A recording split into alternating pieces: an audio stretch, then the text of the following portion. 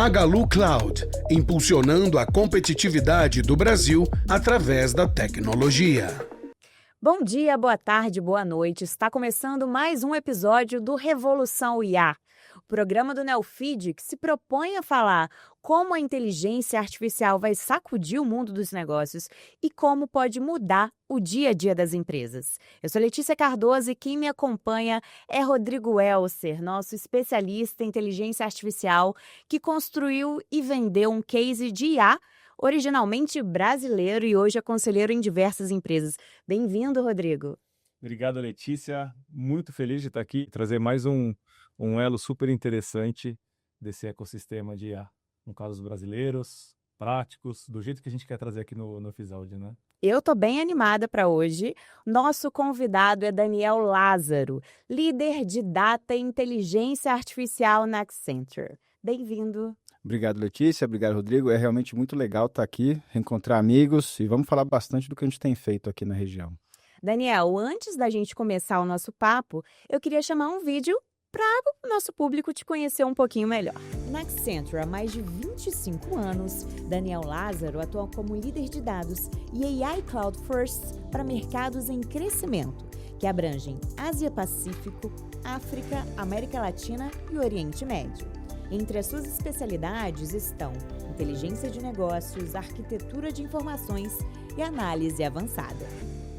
Daniel, para começar, eu sei que a Accenture estabeleceu ali 3 bilhões de dólares para inteligência artificial para o triênio, né? 2024, 25, 26. Queria começar te perguntando quão relevante é IA agora na agenda da empresa.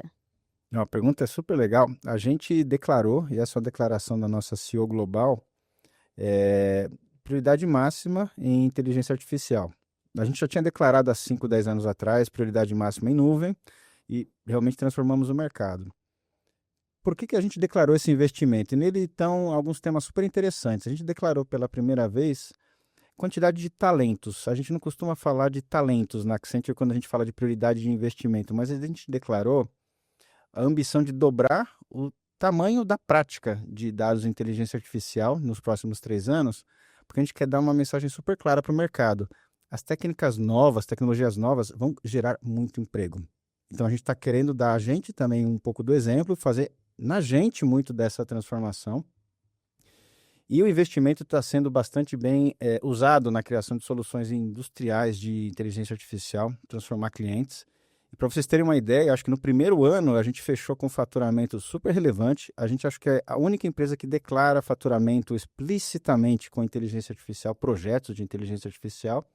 A gente fez mais de $1 bilhão no primeiro ano. Então, um retorno sobre investimento super saudável. E outra das mensagens que a gente passa, até para os clientes, é que esse tem que ser um movimento liderado pela alta gestão. Não pode ser um movimento individual de algum departamento, porque senão realmente o valor ele não é capturado. Então, é hoje a prioridade mais importante da Accenture para tudo que a gente faz. Não só para tecnologia, para consultoria, mas a gente busca se reinventar e transformar negócio de cliente. Porque a gente faz para cliente internamente também. Daniel, muito interessante esse ponto que você trouxe, porque há um receio muito grande que a inteligência artificial substitua empregos, né? Mas antes da gente falar mais sobre isso aqui, eu queria chamar para ouvir a mensagem do nosso patrocinador. Meu nome é Otávio, eu sou um dos sócios e CTO do Icasei, uma empresa que nasceu há 17 anos para resolver as necessidades do mercado de casamento. Uma das principais questões que a gente nota que a Magalu trouxe para a gente foi realmente uma segurança na questão financeira. Um dos problemas que a gente tem, acho que toda empresa nacional tem, é exatamente a questão da moeda, da cotação do dólar, que a gente fica muito preso. E a Magalu trouxe realmente não só a cobrança em real, mas a aclimatação desses valores para o mercado nacional, o que faz com que seja muito mais fácil para a gente se planejar. A gente está aqui no Revolução IA conversando com o Daniel Lázaro, líder de Data e Inteligência Artificial na Accenture.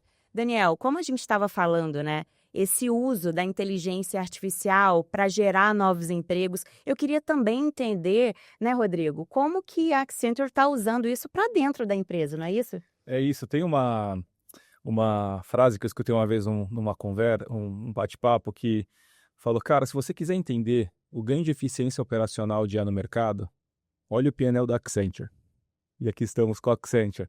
Olha o P&L da Accenture, porque a Accenture é uma empresa que tem um tipo de profissional já adepto à tecnologia, que vai adotar, e é lá que provavelmente a gente vai ver os primeiros ganhos de eficiência operacional.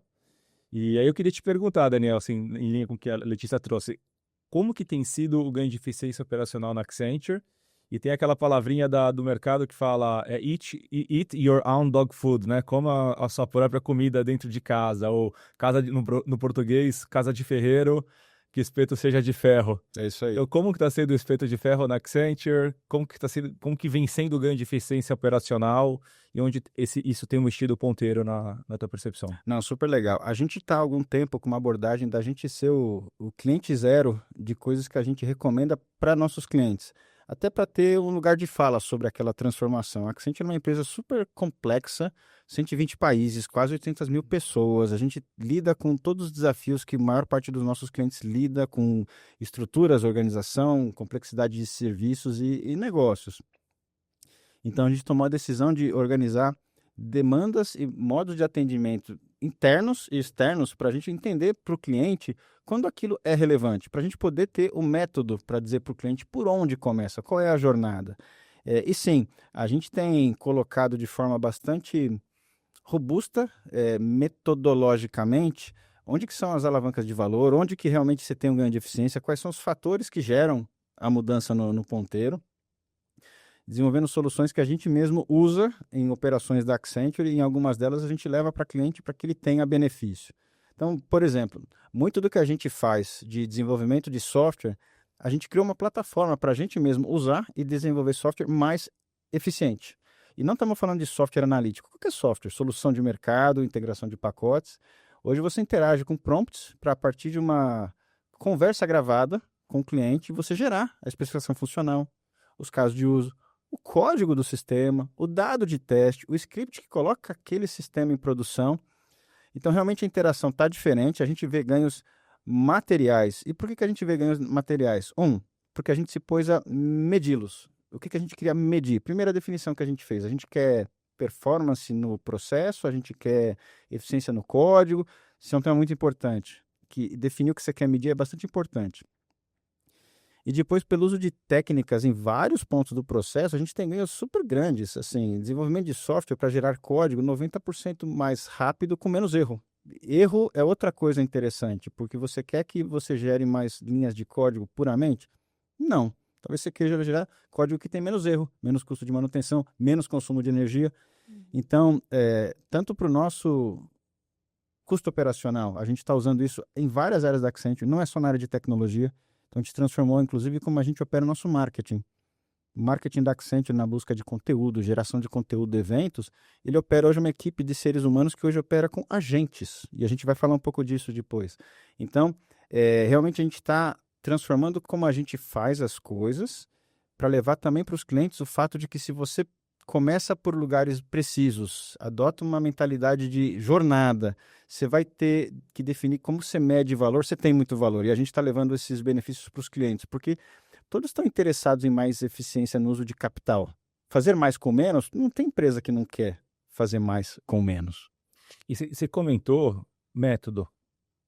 Conta um pouco mais desse método, porque eu acho que tem muita gente no mercado agora querendo saber por onde começa e como eu faço.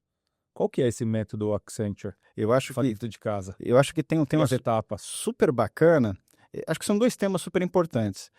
A gente tem visto que as empresas estão com uma dificuldade muito grande de adotar a inteligência artificial em escala, né? E a gente faz muita pesquisa para entender o que está acontecendo, por que as coisas não estão sendo adotadas em escala.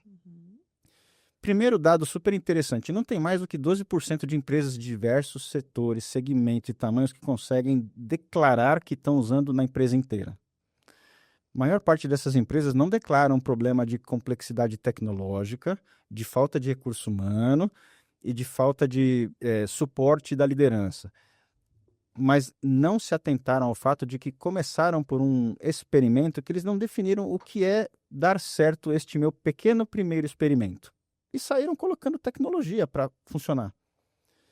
Algo aconteceu diferente. Quando você aporta tecnologia ou uma equipe para testar alguma coisa, algo sai diferente, mas precisa saber explicar por quê.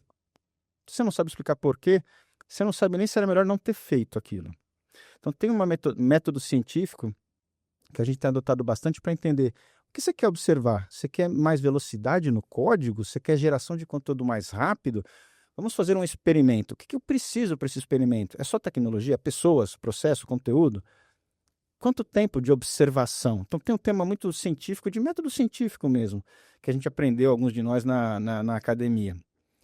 Importante também definir sucesso. O que é sucesso? Quando eu sei que deu certo o experimento. Ou quando eu sei que está na hora de parar o experimento. Porque é melhor eu parar no meio do caminho e não ter gastado tudo aquele recurso naquele experimento que ou foi mal feito, ou foi mal definido, ou não estava pronto para a gente.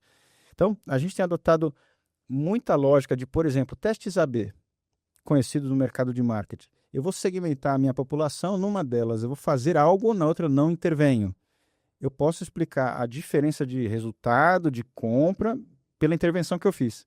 Então, nesse exemplo de desenvolvimento de software, a gente realmente monta equipes iguais, uma com ferramental de AI generativo para as mesmas linguagens, no mesmo conteúdo, no mesmo cliente, outra sem. E a gente consegue explicar a diferença pela adoção desses mecanismos, não por nenhum outro efeito. A senioridade do desenvolvedor, a tecnologia. Então, esse é o tipo de coisa que a gente tem adotado e tem sido muito bem sucedido, que é o que a gente sugere para os clientes. Comece por algo que gere valor, não porque a tecnologia está lá, e defina os experimentos para você começar para algo que faz sentido para você, empresa, não porque o mercado está te oferecendo um conjunto grande de opções tecnológicas. Daniel, acredito então que essa estratégia de saber o que deu certo e o que não deu certo ajude também a definir o orçamento, né? Como que a empresa sabe quanto que ela deve investir em inteligência artificial? Eu acho que essa é uma pergunta super interessante, porque o investimento não devia ser feito em inteligência artificial per se. Investir na compra de tijolos de valor talvez faça menos sentido do que investir na construção de algo que vai mudar o ponteiro da empresa. E geralmente isso varia em função de que setor econômico a empresa está. Um banco vai ter uma cadeia de valor diferente de uma empresa de tecnologia, que vai ter diferença numa empresa de telecomunicações. Cada uma tem uma característica de valor. O que está importando mais nesse momento aqui na economia? É conquistar mais clientes, reduzir custo, aumentar a eficiência, aumentar a compliance? Essa é a primeira coisa que a empresa tem que entender. Porque a área de negócio eu começo. Senão a gente pode criar um exercício financeiro de colocar dinheiro numa aposta que eu ainda não saiba o uso. Né? O uso é super importante. Por que o uso é super importante? Porque talvez a ferramenta para capturar valor não seja nem IA. E a gente tem visto muita empresa tentando achar um problema para aquela solução. Interessante. Então essa é uma coisa super importante. O que eu quero ter de uso para evitar o hype? Né? Hoje está muita gente falando de AI generativo. Muita empresa capotando em achar que é o único instrumento para resolver aquele problema. Às vezes ele não é nem adequado para resolver aquele problema. Quase um fear of missing out, né? Exato, é um pouco dessa lógica de eu sei que o meu competidor está fazendo algo, eu não sei se eu estou pronto, mas eu preciso fazer alguma coisa, senão eu vou estar atrás. Né? Uhum. Agora, o que a gente tem visto, especificamente no Brasil, a gente espera mais retorno sobre o investimento que a gente faça em infraestrutura, software e talento de inteligência artificial do que em outros países. Né? A gente pesquisou, acho que 20, 30 países. E quando a gente se organiza, que interessante, em 7 vezes ou mais, a gente excede o business case que a gente desenhou. As empresas no Brasil. Ou seja, eu acho que a gente aqui tem uma oportunidade de fazer muita coisa. Por quê? Por outro lado, as empresas aqui no Brasil, 14% delas conseguiram fazer algo com alguma escala. Então, a maior parte do mercado brasileiro ainda não está nesse patamar de usar em escala, adotando, melhorando continuamente. Então, tem uma ótima oportunidade para a gente aqui. E aí, pegando o gancho nisso, a gente trouxe como a Accenture ela adotou para dentro, mas um dos produtos da Accenture é orientar clientes a adotarem, né, adotar para fora, se a gente puder brincar, né? E teve um estudo super interessante que vocês fizeram ano passado, se não me engano, com o IBGC, sobre dicas, um guia de inteligência artificial para boards e CEOs.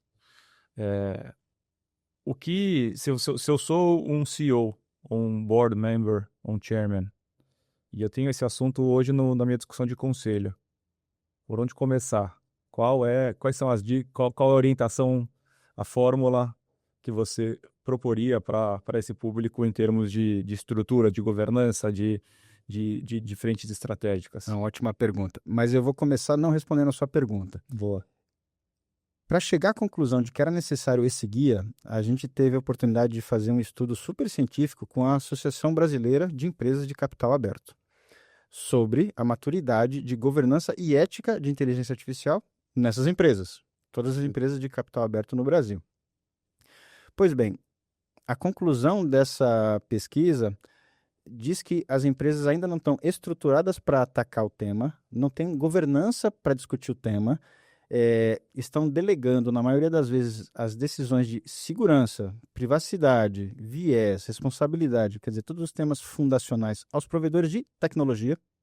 Como eu tenho a feature, basta implementá-la, o que muitas vezes não é nem um pouco verdade, porque é a empresa que conhece os produtos, os clientes, as restrições.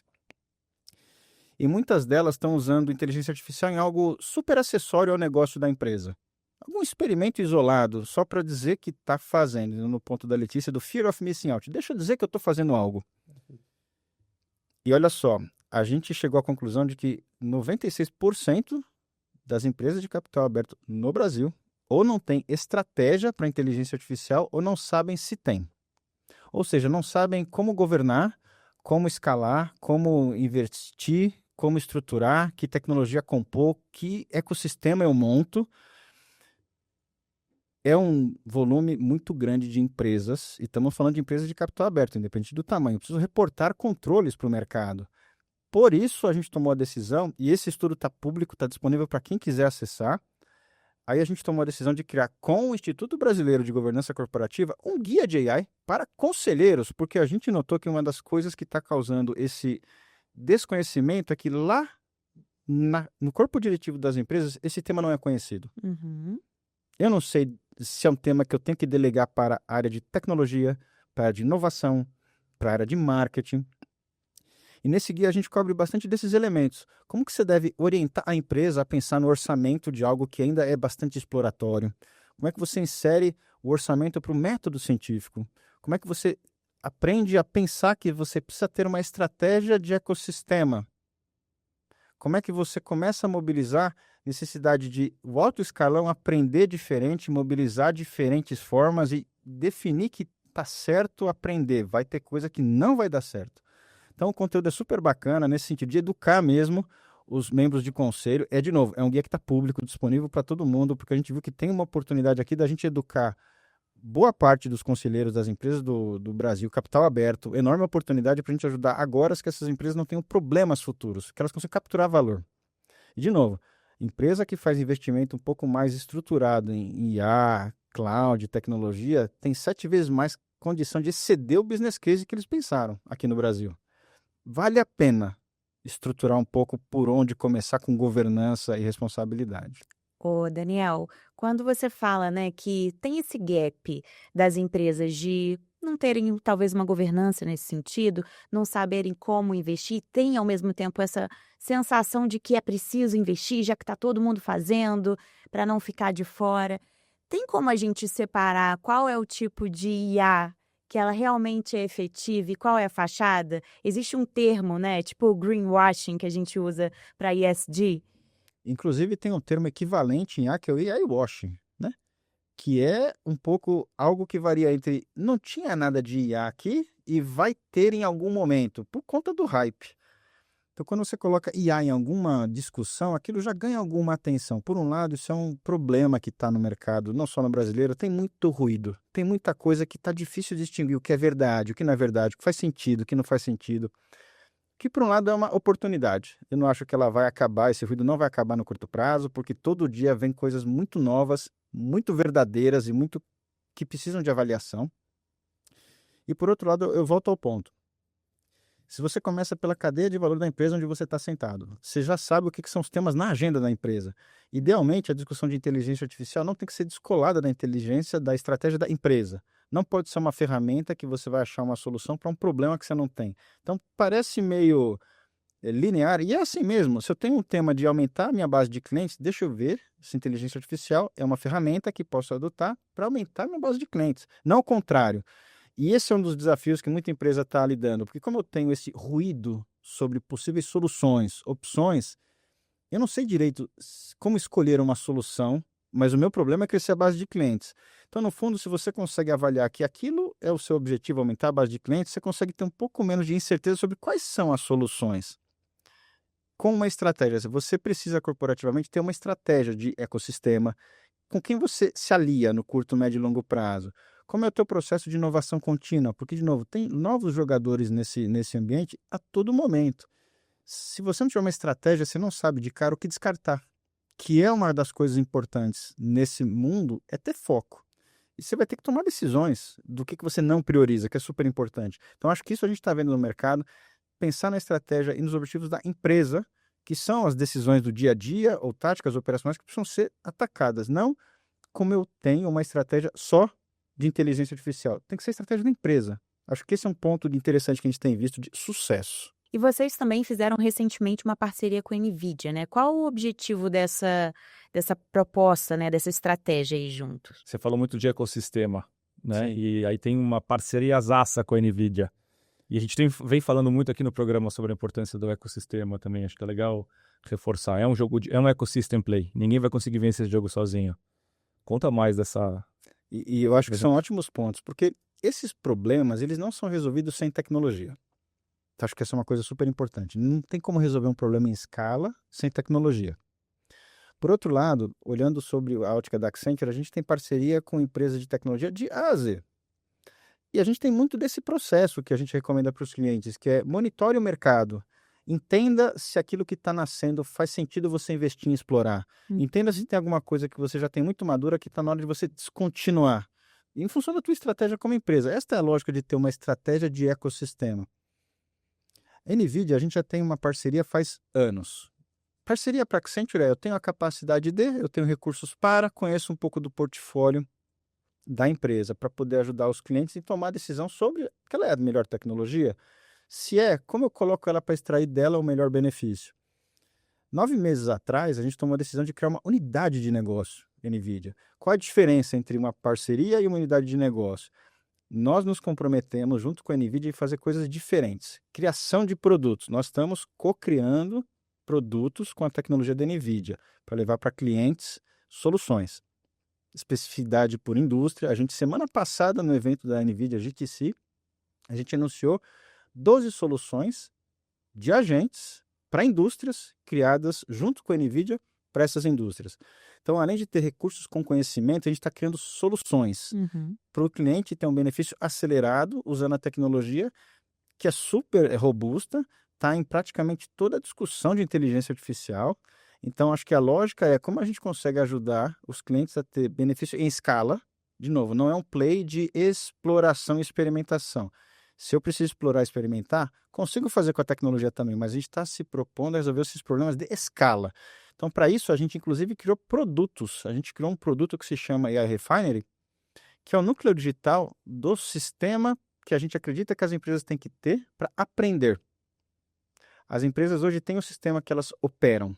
Os CRMs, os RPs, sistemas de venda, de atendimento. Por eles, as empresas operam. A gente está desenhando um modelo onde as empresas precisam de um sistema que elas aprendem sobre seus clientes, sobre suas interações, sobre seus produtos. E esse produto que a gente criou, o Refinery, é o núcleo digital desse sistema, de permite as pessoas terem, em sua empresa, um sistema que ajude elas a aprender, no final das contas. Muito legal. Acho que é legal entrar contigo em alguns exemplos práticos. E fazendo só uma claquete aqui, o inconsciente coletivo da tecnologia, ele vai entre o mundo da magia e o mundo da ciência. Você falou da ciência, tem o mundo da magia. As coisas se resolvem num estalar de dedos, né? E hoje tem uma grande pergunta no mercado, que é, de todos esses experimentos, o que verdadeiramente está dando certo e o que ainda é um pensamento mágico. Eu acho que aquela tecnologia iria me resolver, mas ela não está ainda com essa capacidade. E você, Accenture, está com o dedo na prática, vivenciando isso com a NVIDIA. Você consegue contar para a gente casos práticos, reais, de uso de agentes, seja para o autopilot, que é o santo grau, vamos falar, né, dar autonomia para a gente, ele sair fazendo coisas, tomando decisões para a gente, e até mesmo de copilot também, que é onde eu não estou dando autonomia geral, mas ele está servido com a armadura do Homem de Ferro por uma série de profissionais. O que a gente tem de caso real, prático, Daniel, que você possa compartilhar com a gente de agentes desses dois sabores, Co e Autopilot? E vamos falar de outros sabores também, o Copilot, o Autopilot, o agente, enfim. E acho que essa pergunta é super bacana, porque a gente está tentando ajudar as empresas a sair do imaginário, né, da possibilidade. Porque acho que a lógica de como fazer não parece extremamente inovadora. Se eu preciso aumentar minha base de clientes, eu preciso aumentar minha base de clientes. É um problema real. Mas vou dar alguns exemplos que a gente tem feito aqui no Brasil. Não sei quantos de vocês já tiveram a oportunidade de ir numa repartição pública e chegar naquele ponto de disparar um processo qualquer e tá faltando um carimbo, tá faltando uma via, tá faltando um formato específico para aquele tema ser executado dentro do processo interno da autarquia pública. Imagina que corporativamente você tem uma lógica muito parecida para indústrias que precisam de licença ambiental para operar. Imagina que você tem empresas no Brasil que operam em mais de uma cidade. Imagina que cada cidade tem a lógica do que ela quer de documentação para disparar um processo de licenciamento ambiental, que é um tema super crítico. Você falou o ESG, e ele tem uma lógica de ser super restrito porque a gente está falando de impacto ambiental. Sim. Pois bem, a gente criou uma plataforma em escala para uma dessas empresas que operam nacionalmente e tem um tema de licenciamento ambiental super complexo. Cada cidade é uma cidade, cada autarquia é uma autarquia. O que essa plataforma faz? Com base no requerimento que cada cidade demanda que seja gerada a documentação, a gente gera a documentação. Então é como se você corporativamente já chegasse com tudo no formato, modelo, tamanho de fonte necessário para aquele processo poder ser disparado. Nós não estamos ajustando em nada o processo da licença ambiental. Segue o rumo. Esse pequeno detalhe de que a gente agora está gerando as documentações necessárias é um business case de mais de $1 bilhão, porque eu estou conseguindo fazer com que o processo, que leva certamente anos, leve meses, para eu começar a operar. Então, antecipando muito o ganho que eu vou ter de poder operar. Nesse caso, o robô toma essa decisão sozinho. Ele é capaz de articular isso. Ele é capaz de articular isso porque a gente ensinou ele qual é o padrão de documentação que precisa ser feito, o que é um projeto ambiental. Ele ajusta no formato. E ele gera a documentação no formato necessário para a autarquia A, B, C, D, e isso a gente submete digitalmente. O processo em si, o final da cadeia, o que se entrega é a mesma coisa, uma série de documentos, mapas e tudo que aquela autarquia pede. Mas de cara você já acerta o que precisa vir, as vias adequadas, as cores adequadas. Então, isso tem um benefício enorme. E no privado? Então, essa é uma empresa privada. O case é para a empresa que vai submeter para o governo. E tem situações que tocam também, eu gosto de dar os exemplos que tocam bastante o ser humano. Então, esse é um porque é ambiente, garantir que aquilo está mais rapidamente, corretamente aprovado. Setor de saúde. Alguns de nós já tivemos emergências médicas. Chegar num pronto-socorro, ponto-atendimento, você chega ali com uma solicitação para algum exame, alguma coisa. No back-end, você tem que passar por uma situação de alguém pegar aquilo que às vezes escrito numa letra médica, colocado ali de uma forma não tão compreensível para nós, não profissionais da área médica. A taxonomia de exames, ela é uma taxonomia complicada, os nomes dos exames, enfim. Pois bem, a gente fez uma solução que por tirar uma foto do pedido médico, não importa se ele está digitalizado, escrito à mão e tal, eu primeiro já gero toda interface com os sistemas médicos que fazem o agendamento dos exames e eu otimizei o tempo daquela pessoa que está no pronto atendimento. Ela não tem mais que depois que atendeu a pessoa ficar digitando nada do sistema, ela foca em atender bem o paciente. Então você melhorou muito a experiência do paciente, a experiência de quem está lá no pronto atendimento melhora também. Então acho que tem esses exemplos práticos de que no fundo o foco não foi fazer uma solução de IA com visão computacional, não. Foi melhorar a experiência do paciente e do profissional que está lá agora com tempo muito mais livre para fazer o que ele faz melhor, que é atender o paciente. E pegando carona, se tem um caso para você contar para a gente onde um caso de frustração, onde a gente não chegou, onde a gente gostaria de ter chegado e... Sim, tem. E assim, para o bem, a gente não teve envolvimento no começo da jornada, mas eu vou te dar um caso super, super emblemático que valida a hipótese que a gente tem sobre essa lógica do método científico. A gente já foi chamado por alguns clientes onde eles já tinham mobilizado toda a área de compras para adquirir licenças de produtos de Copilot. Um volume grande de licenças. Por que eles estavam chamando a gente? Porque eles agora estavam querendo que a gente estruturasse a área de operação deles, treinasse as pessoas para daí gerar valor. Qual o problema dessa configuração? A gente descobriu com o cliente que o que ele tinha comprado não era a ferramenta para resolver o problema de eficiência. Depois da compra. Então, esse acho que é um exemplo que valida um pouco da hipótese de, primeiro, qual é o problema que você quer resolver. Porque, de novo, as tecnologias hoje, além de serem muitas, o modelo pelo qual elas são cobradas ainda está sendo definido. As empresas que têm as soluções, eles ainda não estão discutindo só quanto cobrar. Eles estão discutindo como cobrar. E por uma mudança nessa variável, você pode destruir um business case se você não tem clareza do que você quer fazer. E tem um tema todo da confiança nessa tecnologia sob a ótica corporativa.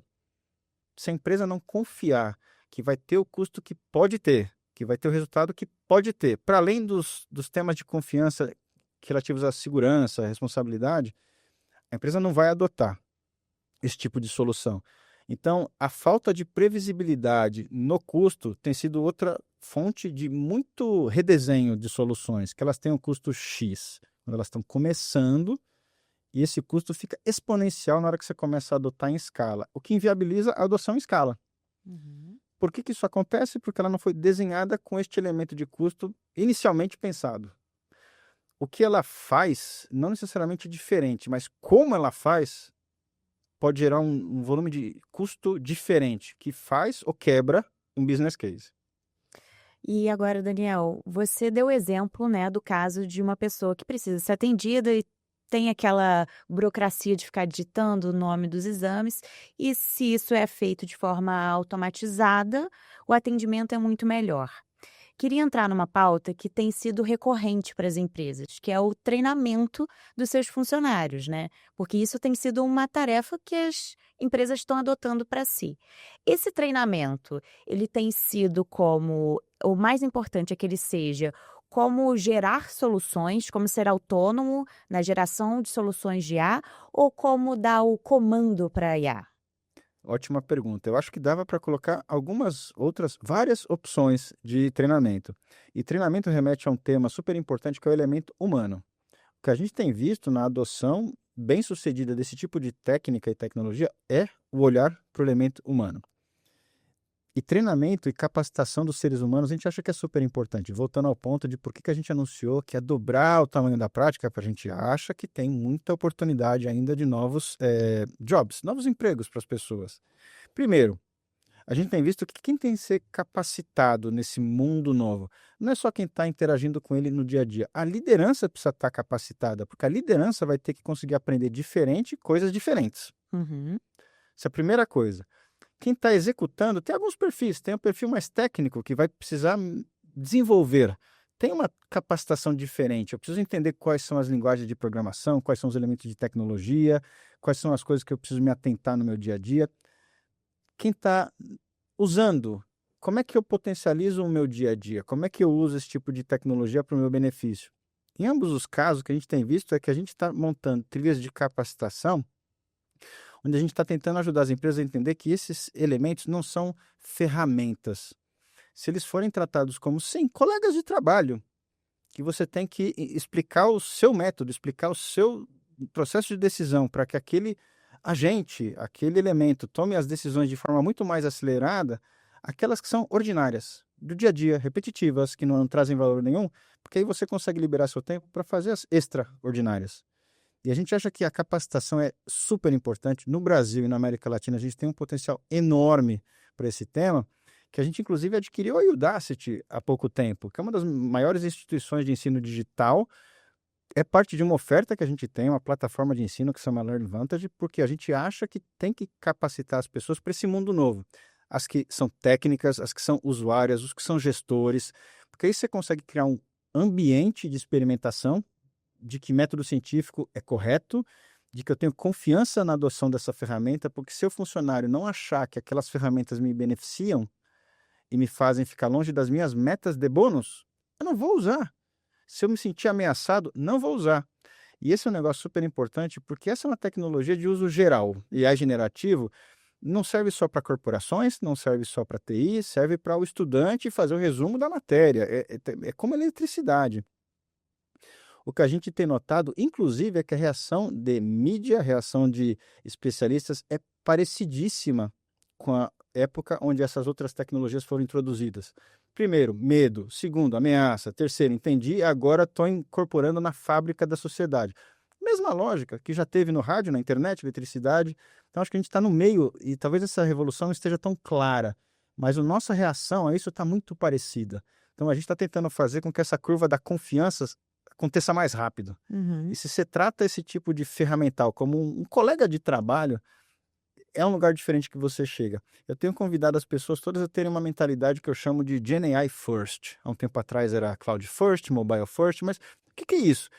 Tenta, no seu dia a dia, usar algumas dessas ferramentas para coisas cotidianas. Achar caminhos, buscar receitas, resumir textos, achar indicações de hotéis, porque isso vai permitir com que você, no seu dia a dia, entenda onde que faz sentido. Isso facilita um pouco da transposição para o papel que você tem numa empresa. Porque, como é uma coisa muito nova em termos de adoção corporativa, a maior parte dos casos de uso que vão gerar valor para sua empresa ainda não estão desenhados. E depende de cada um pensar um pouco nisso, eu acho. Muito bom. A gente falou aqui sobre vários casos, né?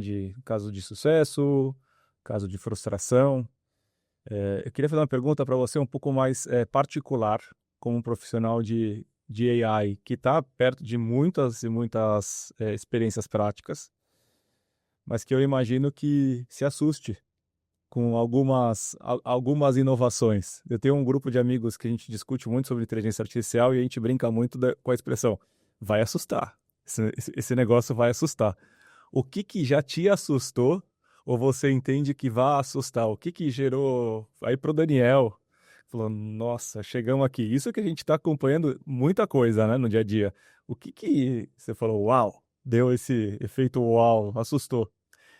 Vou dar uma experiência profissional corporativa, duas experiências profissionais corporativas. Eu não tenho como core conhecimento, arte visual, desenho, mockup de forma alguma. Eu sou um engenheiro que sabe trabalhar com números. Mas em horas, eu criei o mockup de uma nova aplicação para um cliente do setor farmacêutico com o que ele estava imaginando fazer com uma agência de marketing. E eles selecionaram aquilo como o mockup da nova aplicação que eles colocaram. Então, assim, eu de verdade tive um exemplo super prático do que significa essa história de amplificar o seu conhecimento. LLM mais Daniel versus agência de marketing. Exato. Era isso? E we beat it, né? A outra experiência foi super interessante. Eu estava numa sessão onde eu estava escutando, de novo, do CEO da NVIDIA, toda a lógica de supercomputadores em escala massiva que eles estão anunciando no mercado. Eu saí da sessão com um pensamento que foi assim, acho que não vai ter demanda para mais de 10 desse no planeta.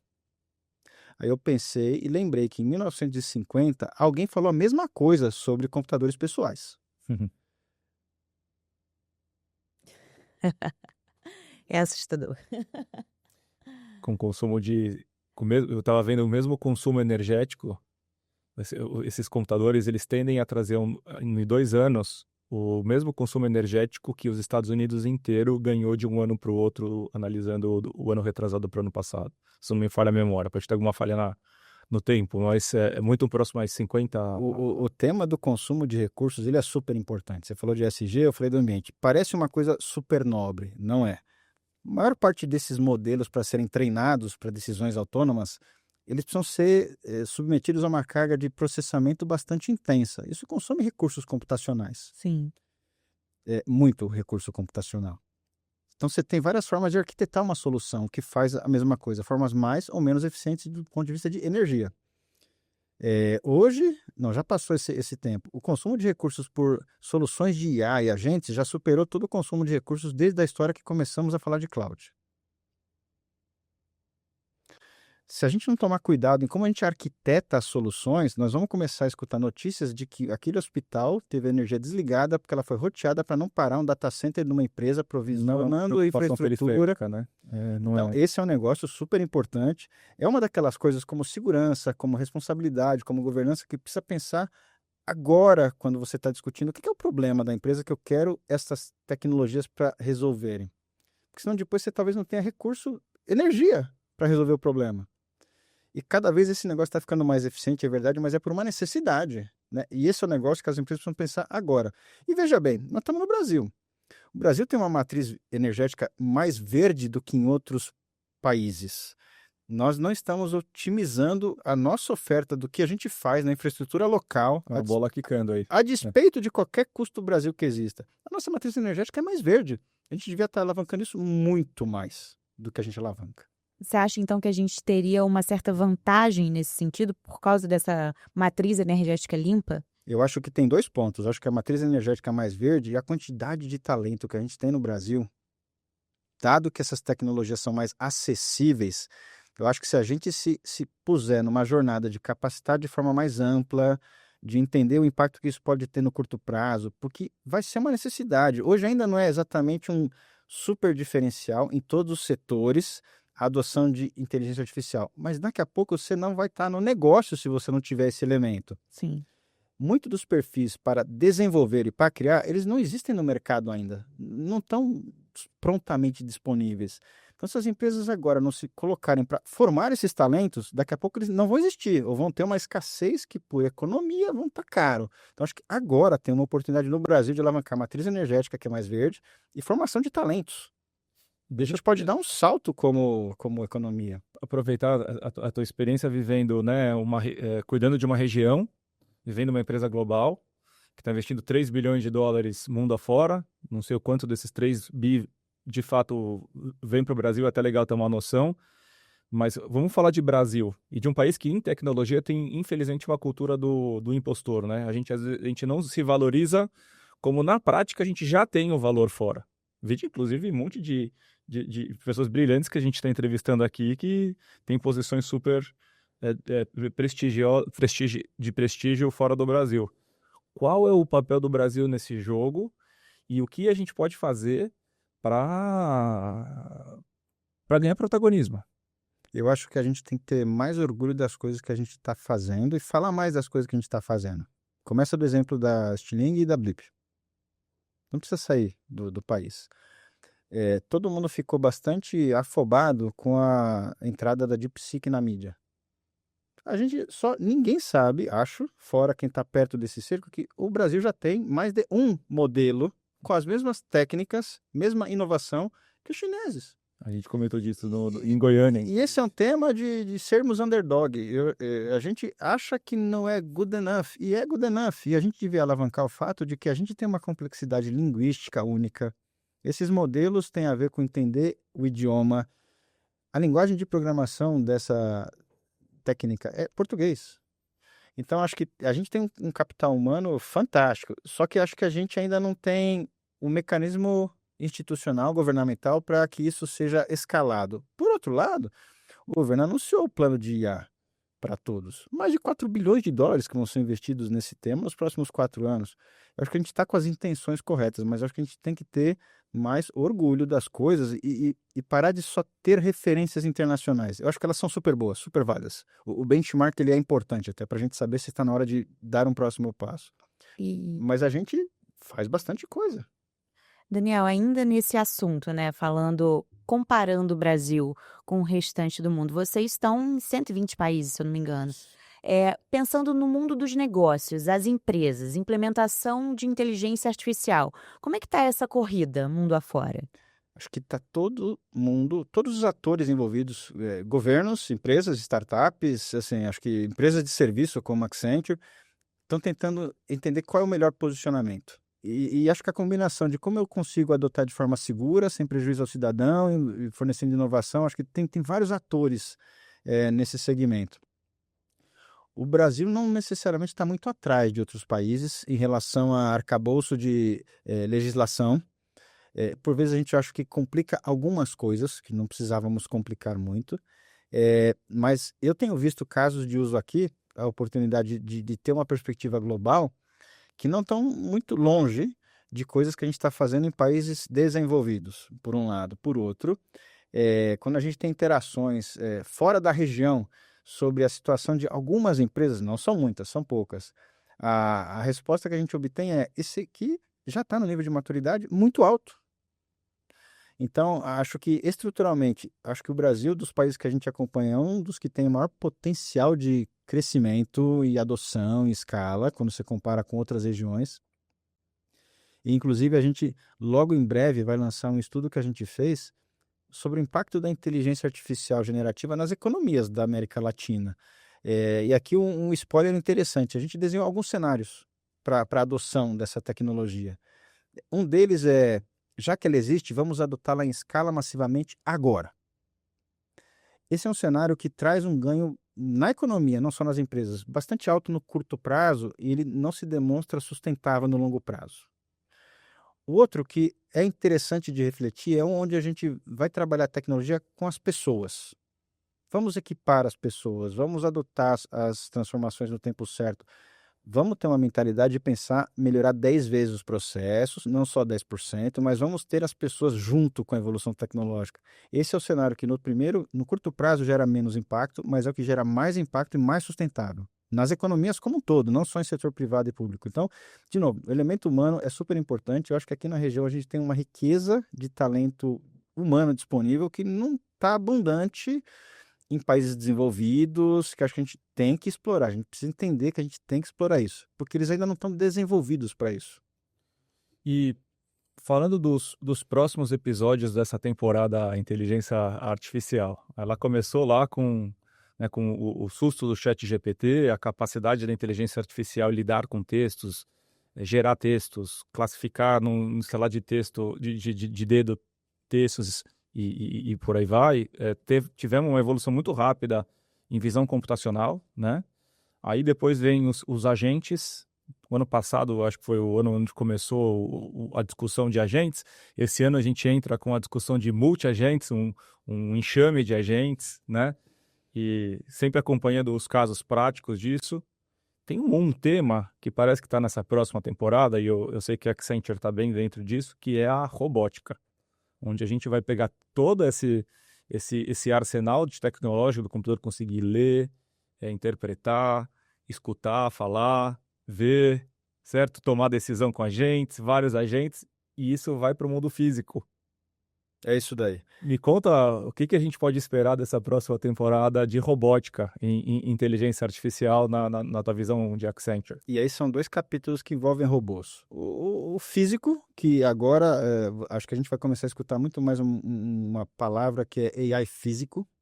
Não só o generativo, não só o preditivo, mas o AI físico. E o spatial também, né? O spatial AI. E a discussão é super interessante porque um dos primeiros casos de uso de inteligência artificial era em robótica, não era em visão computacional.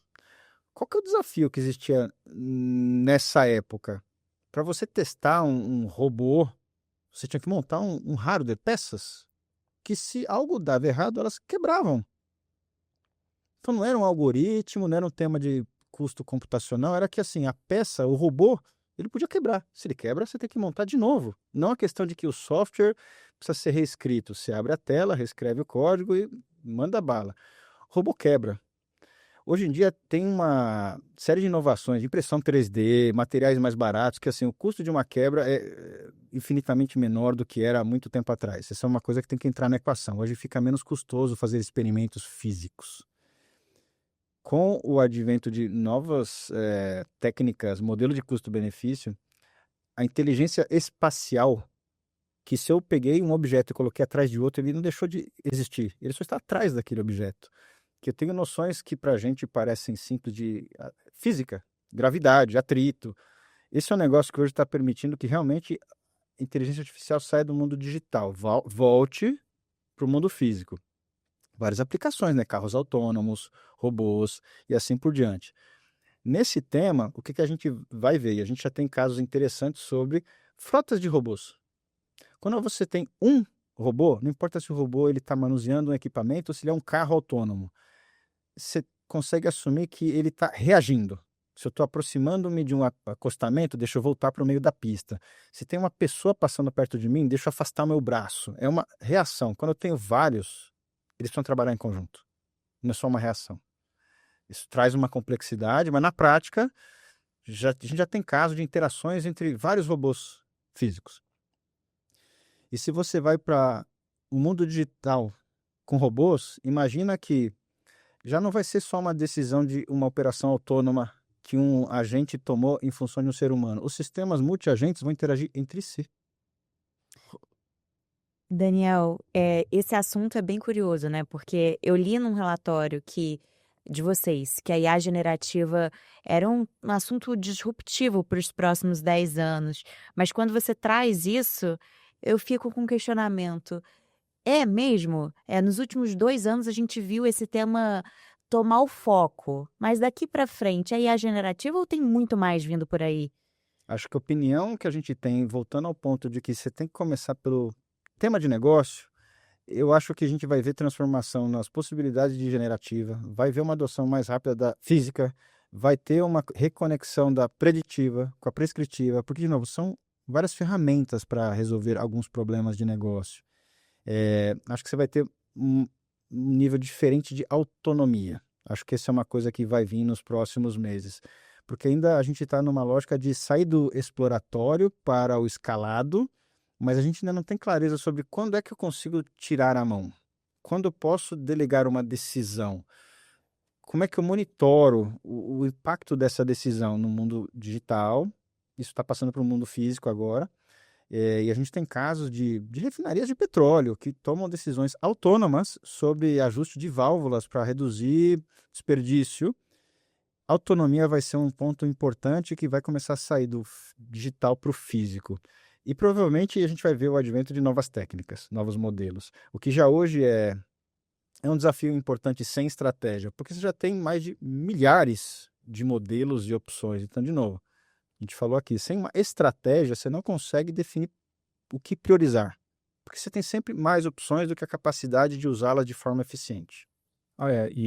Para chegar na autonomia, a gente passa pelas automações, né? Então tem uma reflexão entre o que é automatizável, que talvez hoje não seja, tem manual, passa para o automatizado, que não significa que é autônomo.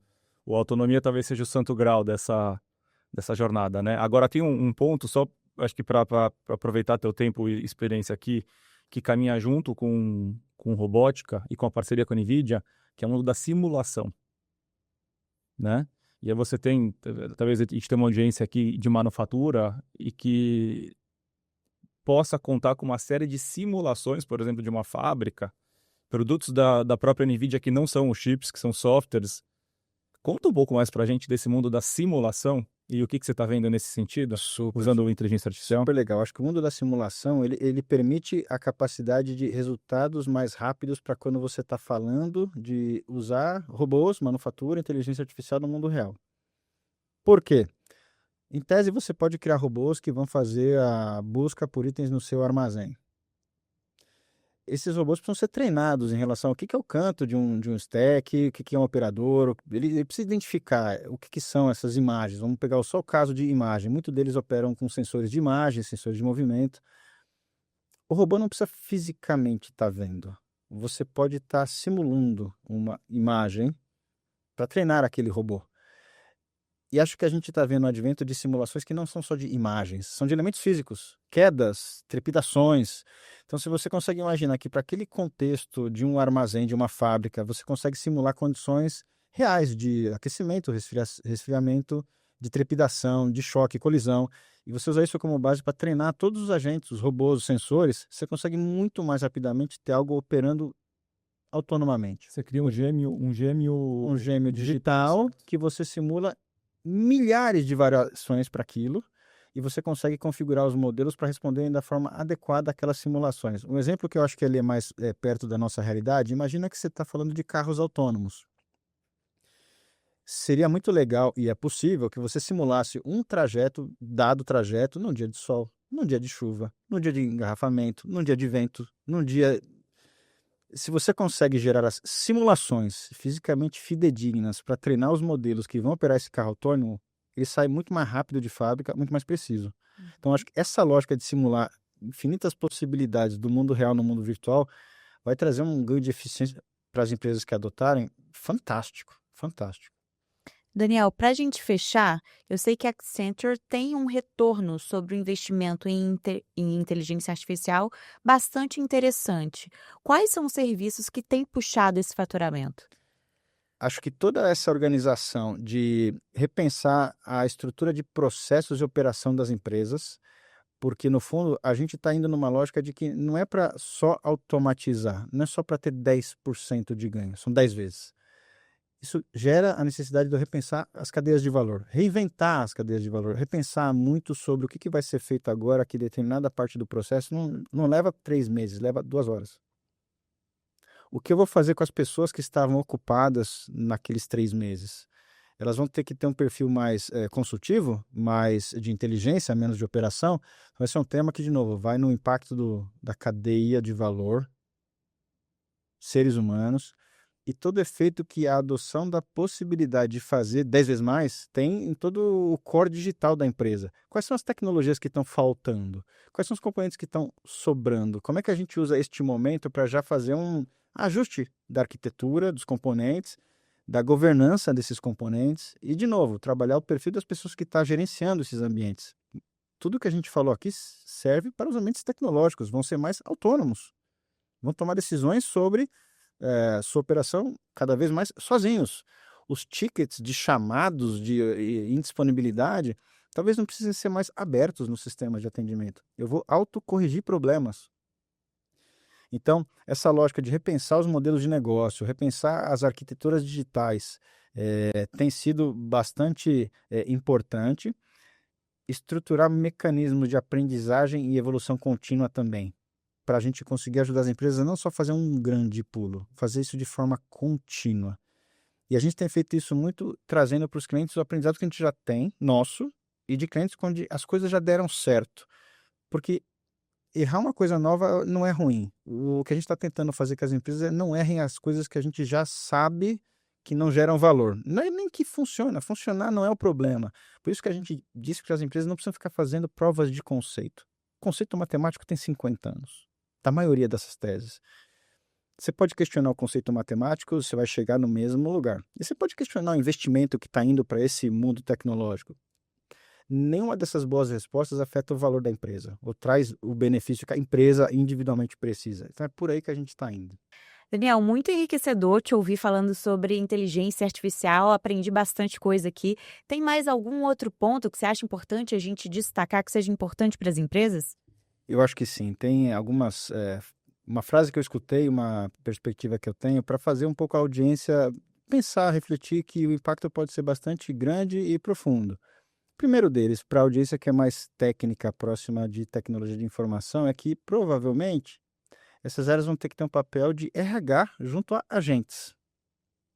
Nós vamos precisar começar a pensar como contratar agentes, como treinar agentes, como inseri-los na dinâmica do dia a dia das pessoas que estão lá trabalhando. Não é só um trabalho de arquitetura tecnológica. Agentes são robôs. Robôs, modelos. Outra área que precisa começar a repensar a forma de atuação são as áreas de experiência, user experience. Até hoje, a gente só pensa em sistemas, soluções, fluxos para seres humanos. Mas a gente precisa começar a pensar em fluxos que a gente vai atender clientes que são robôs. É impressionante, Rodrigo. É impressionante. Daniel, muito obrigado. A nossa missão com esse programa é trazer visões diferentes de ecossistema, com casos práticos e falando de Brasil. Você deu check com muita bagagem, muito conhecimento nesses 3. Super, super obrigado. Obrigado, gente. Obrigada, Daniel. Obrigada a você também que nos assistiu mais uma vez. O Revolução IA volta em breve. Até mais.